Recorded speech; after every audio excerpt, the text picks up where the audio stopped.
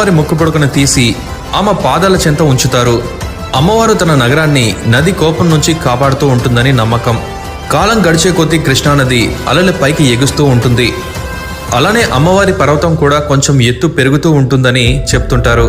అమ్మవారికి సంబంధించిన అనుగ్రహాలని గురించి మనం చెప్పుకోవాలంటే ఇంకా చాలానే ఉంటాయి. ఆ తల్లి తన చల్లని నీడను ప్రసాదించి ఈ లోకాన్ని చెడుబారి నుంచి కాపాడుతూ ఉంటుందని నమ్మకం. విజయవాడ కనకదుర్గ అమ్మవారి ఆలయం ఆంధ్రప్రదేశ్లో అతిపెద్ద అమ్మవారి ముక్కుపుడకను తీసి ఆమె పాదాల చెంత ఉంచుతారు. అమ్మవారు తన నగరాన్ని నది కోపం నుంచి కాపాడుతూ ఉంటుందని నమ్మకం. కాలం గడిచే కొద్దీ కృష్ణానది అలల పైకి ఎగుస్తూ ఉంటుంది.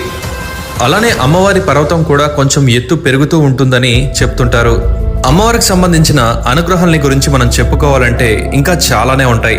ఆ తల్లి తన చల్లని నీడను ప్రసాదించి ఈ లోకాన్ని చెడుబారి నుంచి కాపాడుతూ ఉంటుందని నమ్మకం. విజయవాడ కనకదుర్గ అమ్మవారి ఆలయం ఆంధ్రప్రదేశ్లో అతిపెద్ద